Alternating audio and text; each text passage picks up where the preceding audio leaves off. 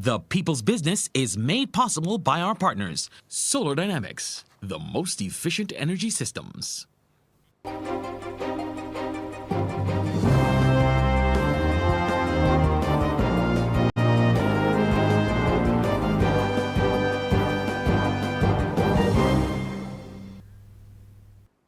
Well, good evening and welcome to the People's Business. I'm Wendy Burke. Well, first of all, happy Father's Day to you all. And tonight we're going to be looking at AI, navigating the technology.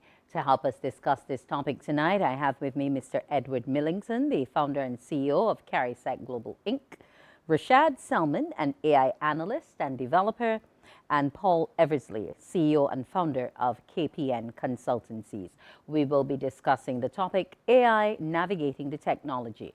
Right after the break, the guests will be right back and we'll delve right into it.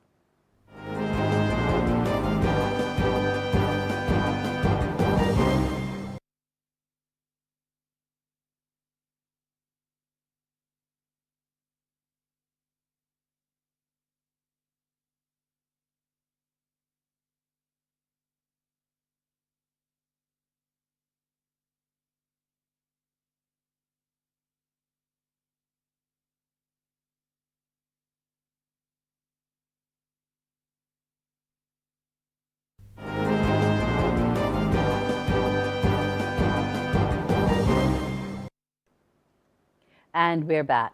We're looking at AI navigating the technology. Now, artificial intelligence is a word we've been hearing more and more each day. People are saying, don't be scared, don't be afraid. But gentlemen, I want to know from you all how you define and see AI and where we need to go in terms of the use of this technology. And I'll begin with you, Mr. Millington. Hi, good night. Well, I expect, in my general terms of AI, is the next human ascension at the technology level. And I really do expect that the technology move to a particular point where it's able to help humanity tremendously. Okay. And you, Mr. Selman? Yes, I do believe we're granted the opportunity to improve on our gross domestic product, the opportunities in our industry, the productivity that we are able to achieve, even factors of innovation and research and development, as well as newer opportunities for investments and funding also. Okay. And now, Mr. Eversley? Yeah, well, coming from a healthcare background, good evening, everyone. Um, I see that the expansion of AI into various domains and industries such as healthcare, finance, manufacturing, scientific research, and of course, integration of AI with emerging technologies such as the Internet of Things, robotics, and of course, creating new applications and use cases. Okay. Now, if we looked at the definition as defined, they refer to it as a computer system capable of performing complex tasks which historically only a human could do, such as reasoning, making decisions, or solving problems. AI is here. We're all saying it's here to stay. What I want to find out is what are some of the benefits of introducing AI to my company or my organization? Say, for example, us here in broadcast. What benefits do we derive from bringing artificial intelligence into the mix in terms of what we do? And all of you can take this question if you want to. Don't let's all start first. I, I was gonna say Rashid could go first. Okay. Well, I guess he All right, can sure, go I'll because he's start. the developer. Well, one of them. Um, so as it relates to the industry, there are very many opportunities for AI adoption and how it impacts how we conduct our day-to-day business. There are also opportunities with the career growth. Um, we did have mention of healthcare, which we can look at diagnostics, personalized medicine, patient care. You can think of imaging analysis, with the help of AI and predictive Yeah. analytics for disease outbreaks. Um, Aside from that, if we take a more general type of organization, um, let's say entertainment and media is very big in our region. Um, we can utilize generative AI for content creation, recommendation systems, audience analysis as well, sentiment analysis. We've been seeing quite a few scenarios of AI generated music, video editing, and personalized content recommendations. So just scratching the surface and then allowing the others to add on. Yes. Because I asked specifically about my profession in media. How can, how beneficial is it to us here? I think Wendy is again a slight echo. It's just pretty bad on my side, but either ways, um, I think the ability, as Rashid would have stated, will be the content delivery, content creation, being able to, especially from a research point of view, being able to pull a whole range of data from so many different avenues itself, and be able to customize that.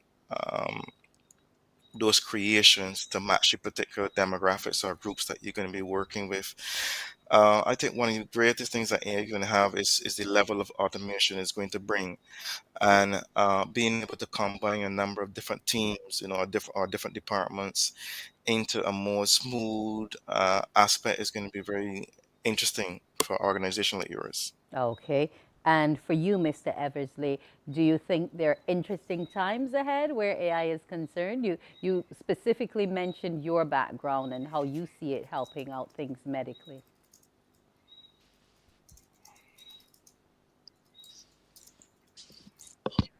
Yeah, we can't hear you, Mr. Eversley. Your mic seems to be off.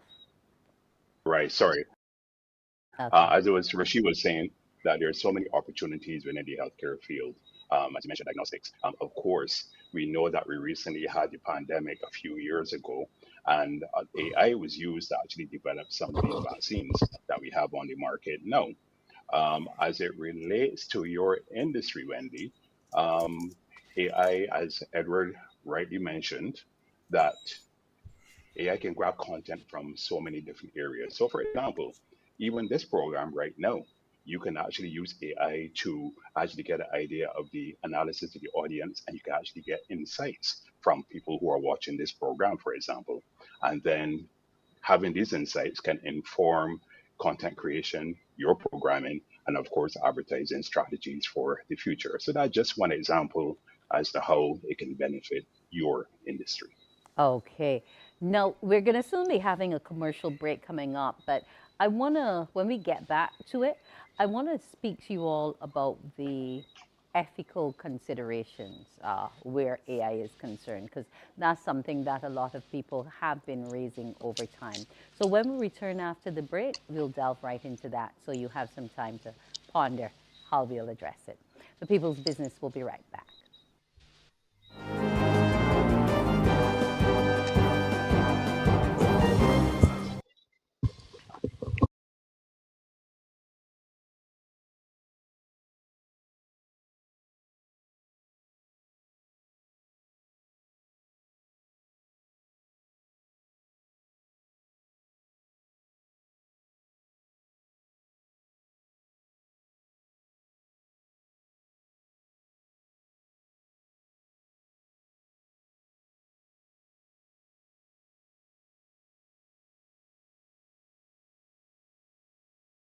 In studio, that's it. Yes.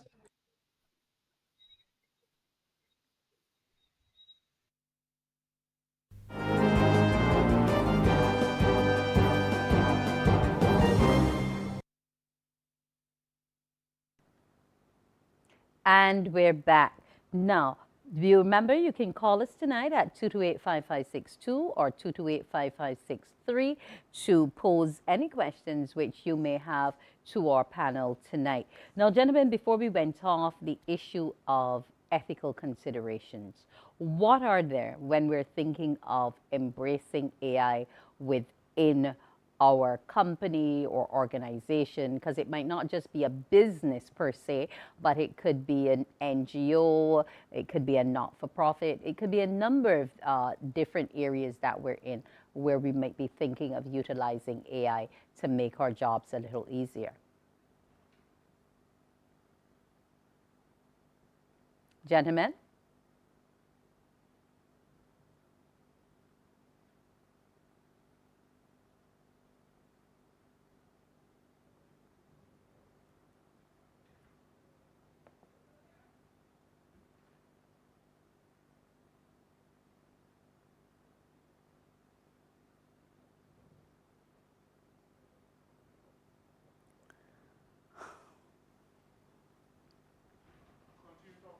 Yes, gentlemen. We were talking about the ethical considerations when thinking about embracing the technology. What are they? Do I need to be thinking about the displacement of someone's job? Do I, will AI consolidate so many of the roles within my organization that there might be immediate downsizing? Or is it a situation where I would teach those employees how to navigate and work the AI space? What are the considerations? Okay, we're going to take a commercial break here, and when we come back, we'll have it all sorted and we'll continue to discuss AI navigating the technology.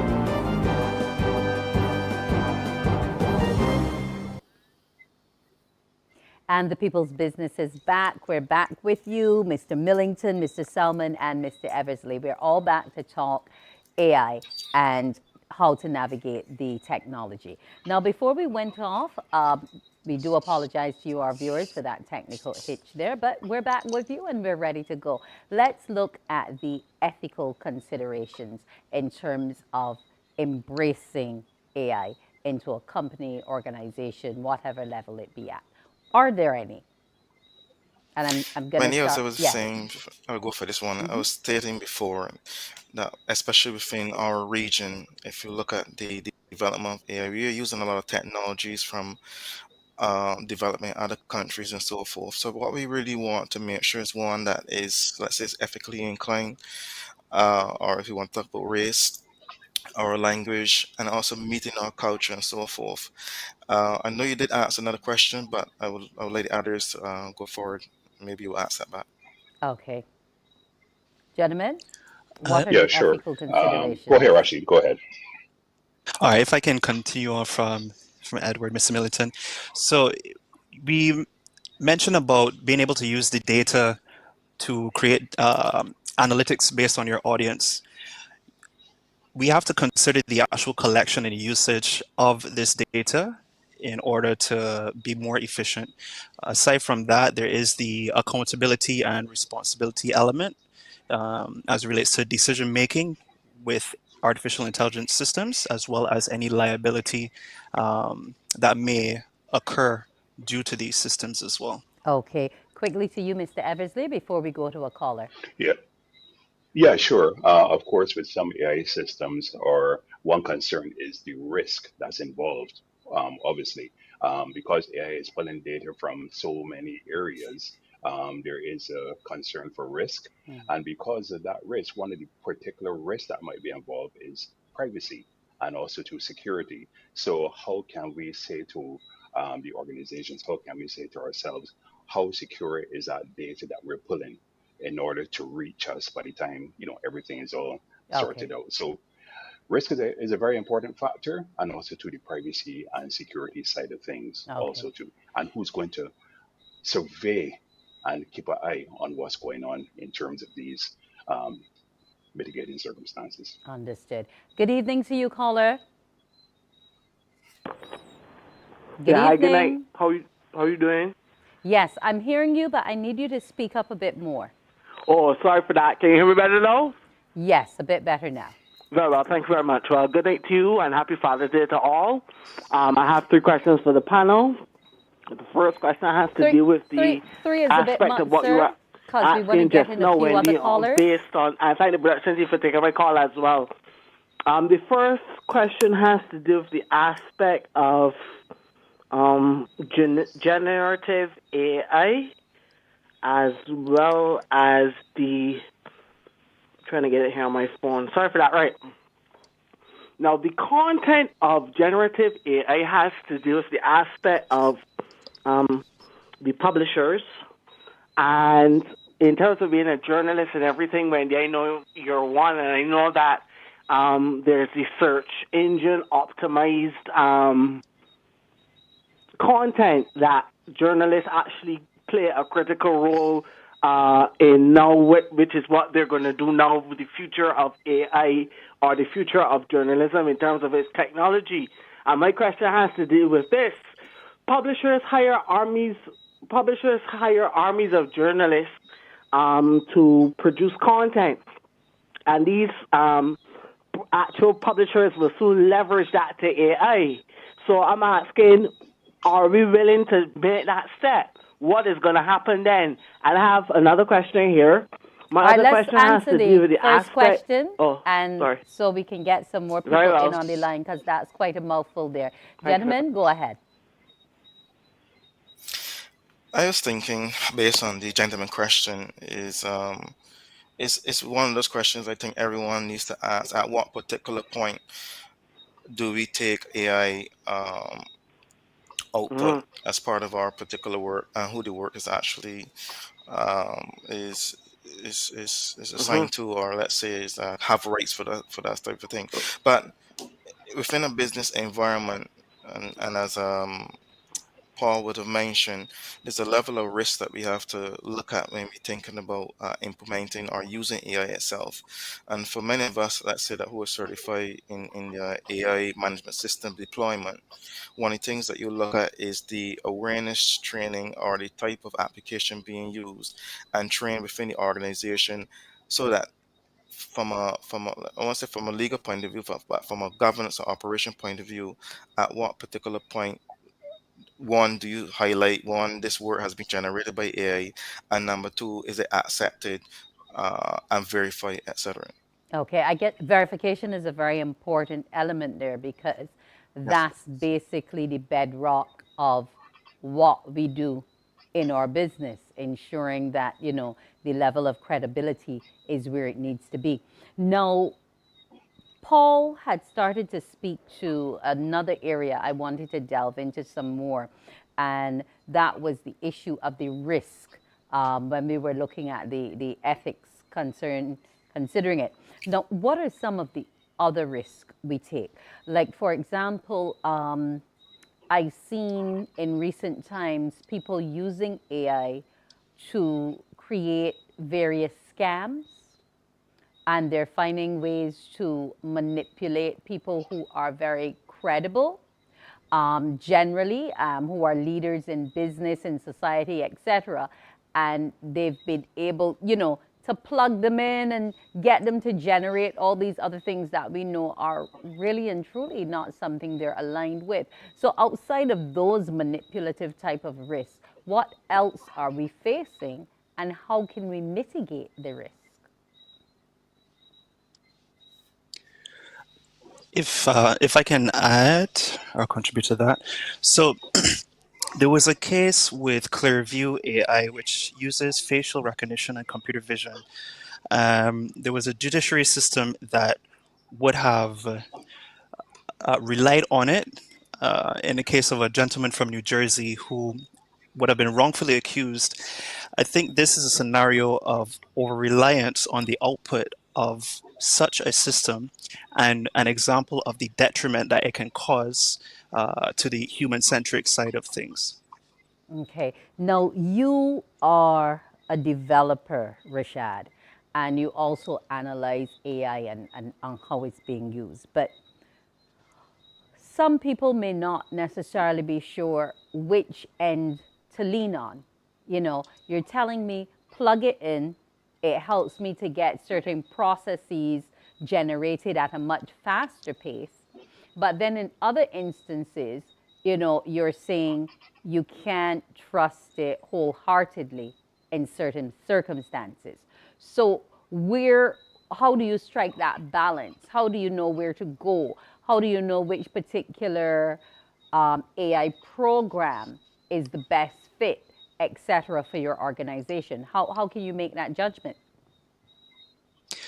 Okay, so referring back to the risk, and I think the NIST risk management framework would be a great tool to consider in this case.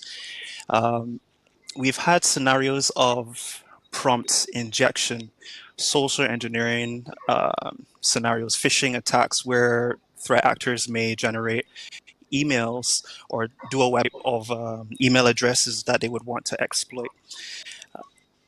By utilizing a NIST risk management framework, there are some core principles and implementation guidelines for organizations to safely and responsibly these AI systems into picture. The NIST RMF itself is actually broken down into 6 steps that every organization can follow. These will include the preparation of your data, the categorization and classification of the data, selection of the particular inputs of the data as well, and then actually implementing the AI system. Okay, so there are From there, guards to guide us to ensure that yes, we're there are not caught there are up cards. in the process. All right, we're going to take a break and we'll be right back to discuss more about artificial intelligence. Remember our numbers, 228-5562, 228-5563. We'll be back in a bit.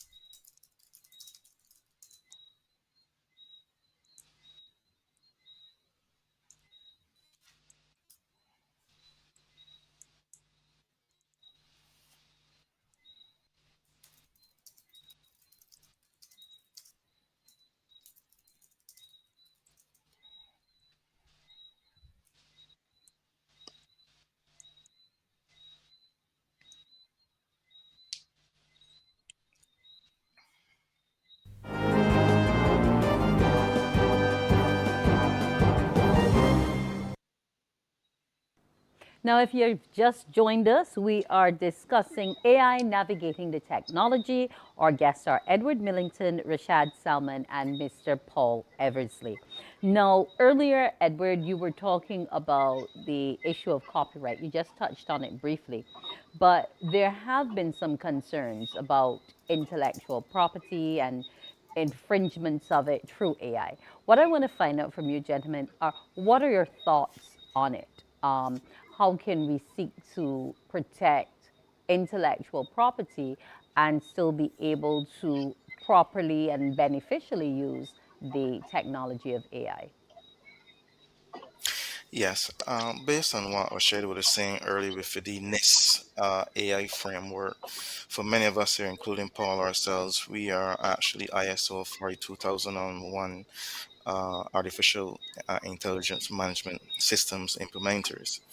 And what that does is to really help us to understand how data is used, inputted, and obviously outputted, but how data is used in its particular self and looking at the risk of that data. So, with regards to be using like the privacy standards, which again, everything is based on the international standard ISO's 27001, what we try to do is to make sure that businesses understand not only in terms of where data is coming from, if they have rights to that particular data, but especially, I don't want to go off a little bit topic, but if we look at what is happening in Europe with the EU AI Act, they're looking at something called high risk AI and so forth.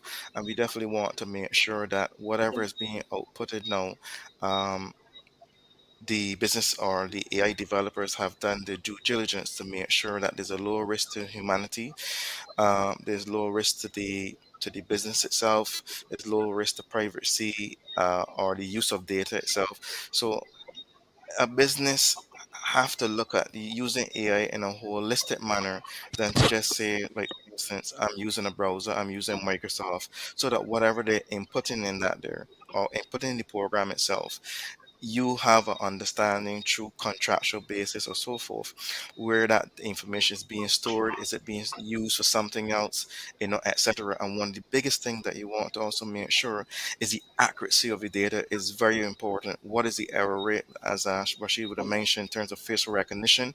You want to understand that error rate itself so that whatever the output would be, you're treating everything or understand that risk itself.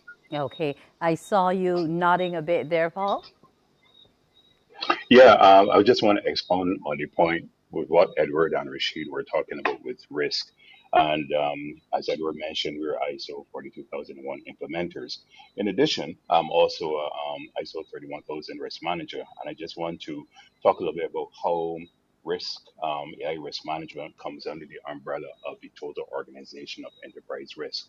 Now, there is a relationship between AI risk management and enterprise risk management and is considered symbiotic. So, for example, um, enterprise risk management provides an overarching framework and governance structure for managing risk across the enterprise, while AI risk management acts as a powerful tool within this framework.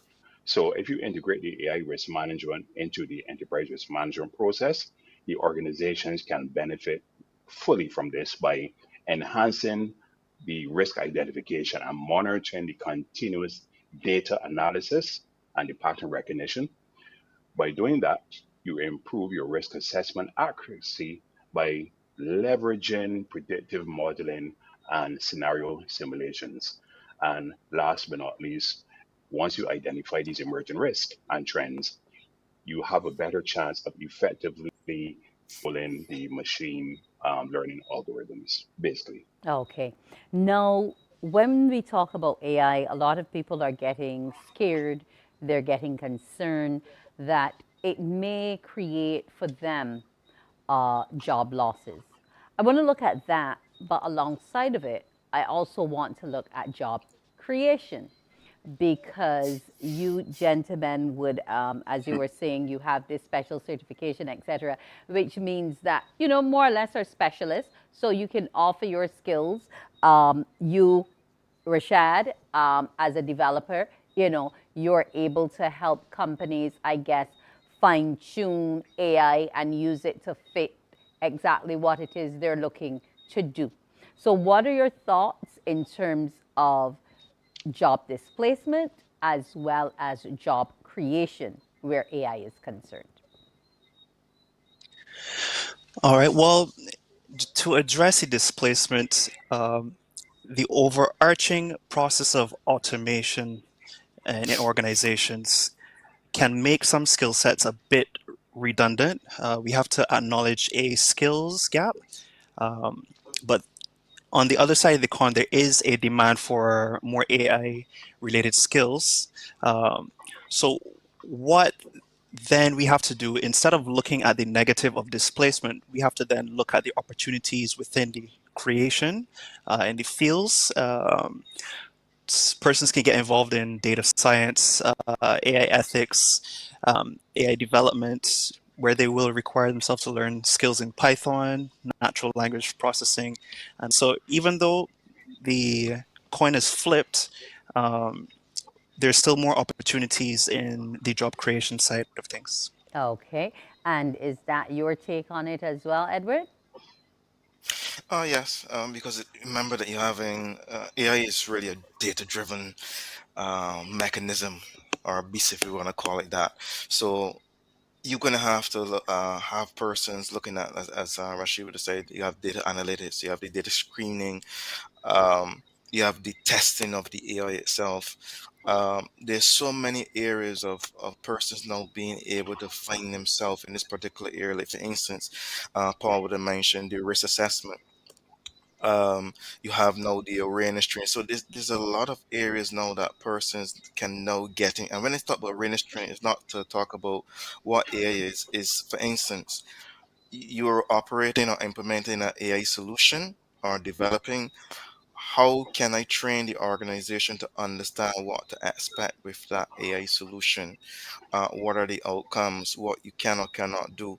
So there is a, I think that if one look at AI in a real nice perspective, while there will be some job losses, let's say you have maybe secretaries and so forth, the fact is that there are other avenues that are being created right now. And if you want to talk about calibrating AI, if persons can start entering those fields, all the better.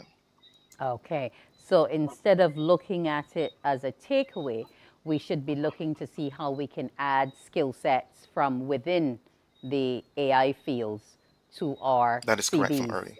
That's, yeah, Okay. definitely. Okay. And I guess you gentlemen already have. Now, that's another thing. Because right now we are dealing with specific AI tools, but those too will keep developing as time goes on. So, like, in terms of the scope for continuously being ahead of the curve, is Barbados offering that, or is it a situation where we have to go outside and look for it, Paul? Well, let me just add to that. There is that coming up next month, I think the UWI 5 Island having a international AI conference, and they're going to be looking at so many areas having to do with the use of AI in the medical field that Paul would have mentioned earlier. AI in businesses and other strategic areas. The Caribbean, especially the UWI, is doing tremendous amount of work in that area to develop AI a lot more. And I know that there's some other training like protection and so forth. But I think that the Caribbean is really stepping up to the plate. We have Rashid there. Um, so I really think that we are doing a lot of work to get into the game and to be to be a AI competitor or research developer, etc. Within the global community. Okay, so that's good to know that we're not being left behind at all in terms of being able to navigate in this Correct. particular technological space. Now, we're going to have to take a commercial break, and when we come back, we'll discuss more AI.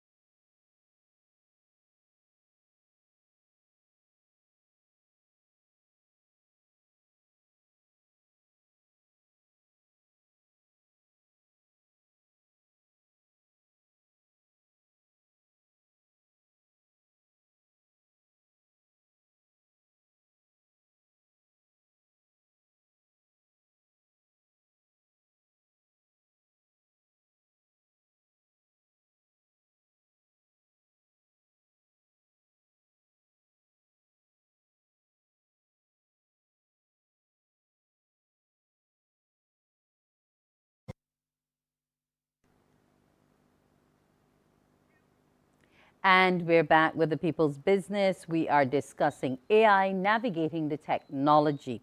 Now, gentlemen, you mentioned some careers and we talked about the Five Islands campus. But outside of UWI, is this a skill set which anyone is teaching privately as yet outside of UWI? I personally not aware. Okay. What about you, Reyshad?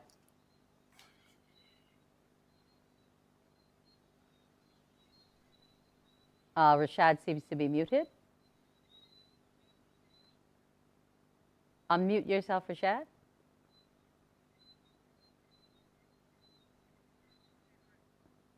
Okay, still not hearing Reyshad clearly. So I don't know, maybe Miss Edward, you can take that one for me. You were saying that you're not aware at this point. That is correct. So that would be then Paul now to see if he's If aware he's of if aware there's of any like anyone. community college and so forth. Yeah. Okay. Okay, I'm not hearing So, Paul either.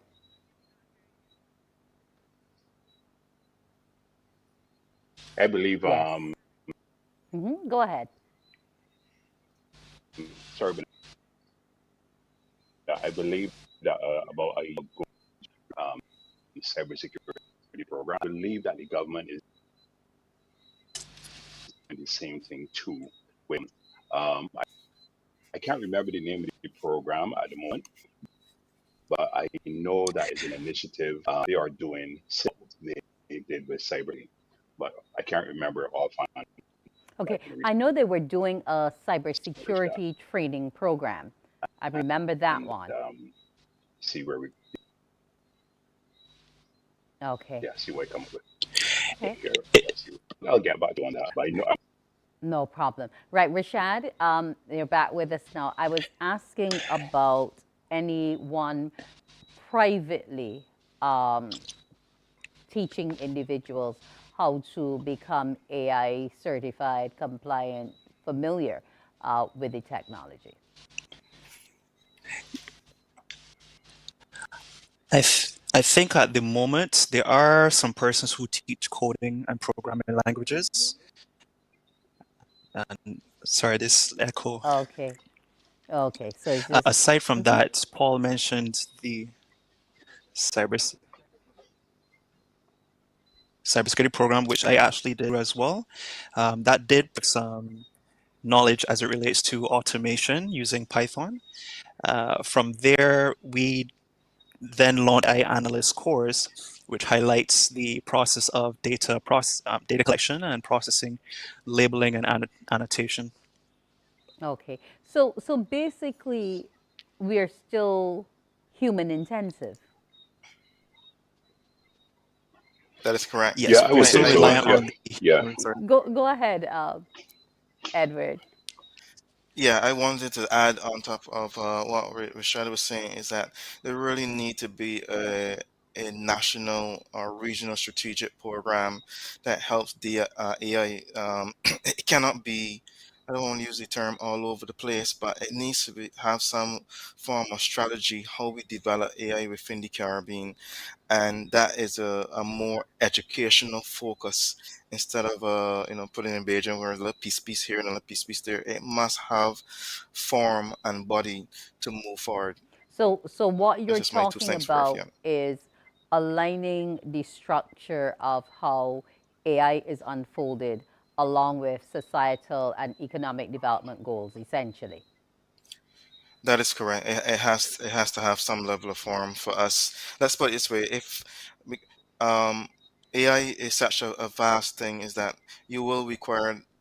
Let's say maybe the whole Caribbean, for the whole Caribbean to move forward to top that there, it means then that we need to have that regional strategic direction for it. So just like how we have like CXC and A levels and so forth, we need to then have a really AI program that could develop from such a young age, like what we're doing with robotics and so forth. We need to start AI development or start AI education within the school so that we better prepare our people for the next, let's say, next 10, 20 years, etc. Okay. Are you in Yeah. agreement with that Let as well, Paul? Yeah, well, let me expand a little bit on that. As Edward was mentioning, I don't, well, there should be more programs available, continuous learning and adaptation of AI. So you want to encourage a culture of continuous learning and adaptation within the workforce. And of course, by doing that, you enable the workers to stay relevant and adaptable in the face of these technological changes. Now, Edward mentioned about governments, and I believe that within the region, there should be more collaboration with not only government in Barbados, but we got to carry on, exchange ideas, In addition, you got the private sector, you got industry associations, and of course, as I already mentioned a few minutes ago, I talk about the Ministry of Education, but of course, Edward also mentioned UWI.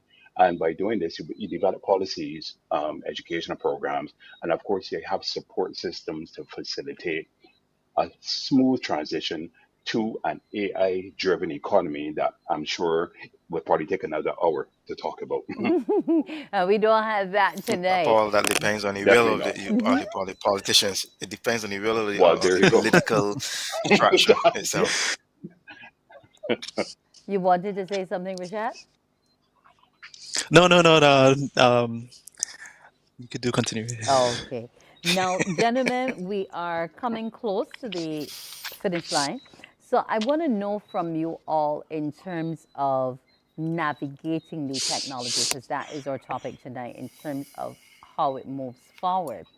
Um, what would be your 2 cents worth in terms of where we need to take it and what more has to be done to ensure that no one is left behind when it comes to being able to understand, work with, and deal with AI as in whatever way it will present itself to us.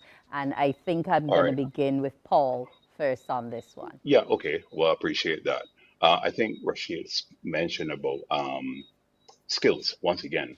And of course, by building the skills of AI and also the expertise, invest in the education and training programs to develop these skills.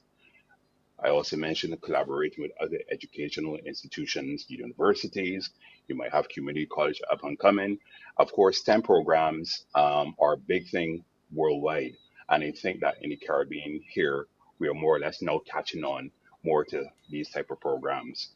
Of course, we can't help but talk about the infrastructure of AI, how to develop them, and the data ecosystems. So you can't do that by not strengthening these infrastructures and the connectivity to support these applications and the exchanges of these data. And last but not least, of course, AI research is a very big thing. And out of this research comes innovation. So, but then there's also the investment. Where do we get the capital from to enable this AI research? Once again, we have private partnerships, we have the Okay. government, and by investing in these AI research, you have to develop initiatives and collaboration with other international research institutions. All right. We have to let the others And get their bit in as well. oh, Over to you now, that's okay. Rashad. Just continuing on from Paul, I think the interdisciplinary collaboration across domains and fields is very important to seeing AI adoption in a regulated, um, responsible manner. So engaging with ethicists, technologists, policymakers as well, other stakeholders in the field would help us to address some of the ethical challenges that would arise. We also have to consider the public engagement. So initiatives like these that open the floor for discussions for the general populace to connect with subject matter experts and leaders in the field. Um, Thereby, we can get a better understanding of how to approach the adoption of these systems. Okay. And from you now, Edward. Well, they left me the last thing to say. What I really wanted to say is we have to really start from a political initiative. And what I mean by that before all of this can happen, funding, support, education, and so forth, we all know that majority of these programs starts from a very high level.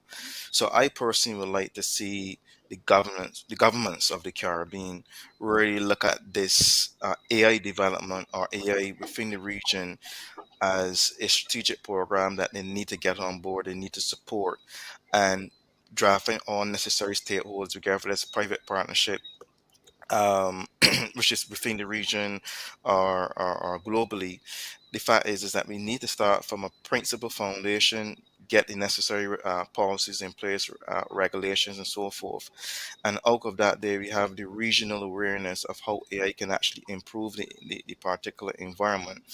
But for my takeaway, adding to what Paul and Reyshad said, I more care about at the governance level. Let us get the program started, start the awareness, and everything can then go from there once you start adding the stakeholders, experts, everything. Okay, so That's all. ideally, what you're talking about, Edward, is in the same vein as we're teaching the general population about financial literacy and investment cultures and things like that. We also need to not just deal with the STEM, but we need to start to create an AI culture of sorts, gentlemen. That is And Correct. correct. That is correct. and how can we see that being built out within a Caribbean context and ensuring that the cultural mores of Barbados are not gotten rid of and replaced with the technology? How can we ensure that AI still works and functions for us within our cultural context? Well, just looking at Barbados specifically, and I go back to the same statement, having a necessary political will is going to make that big difference. And by mean of political will, it means then, again, back to policies and so forth, back to awareness, back to being in schools, education, etc. It must it must have the country must have a strategy to move forward with that there. If there's no strategy, then everybody's going to do a little piece here, and you find that is not going to materialize the way we want to be. We have to be competitive. If we are not competitive and understand and utilize technology, then we might find ourselves as maybe third or fourth class citizens, and that's what we need to look at from that particular perspective to be competitive globally. But because like one thing I remember thinking back to a presentation I watched recently, the individual had plugged their information in and they'd gotten the presentation and so on generated. But the understanding the vernacular was not exactly what we wanted it to be. So some Bajan terms were like a whole different language. It sounded extremely foreign. And, it's going to be difficult for Bajans to accept certain things coming from this artificial voice and not seeming anything close to what our culture is. That is extra jobs for If people. I think so. extra jobs, Yeah, yeah, yes. Rashid, extra jobs. So, It is so how needed. would we plug that in as a job, Rashid? What would we be If yeah, doing to get it to sound more so Bajan? I met this wonderful senior lecturer from Trinidad University of West Indies in Trinidad, and her angle was to use speech synthesis in order to replicate the Trinidadian dialect and accent. And it is so similar to the real voice, it is uncanny. This type of initiative requires, a slew of PhD scholars, millions of dollars in investment, years of time that it takes to develop it. Okay. But we are at that phase. We are here.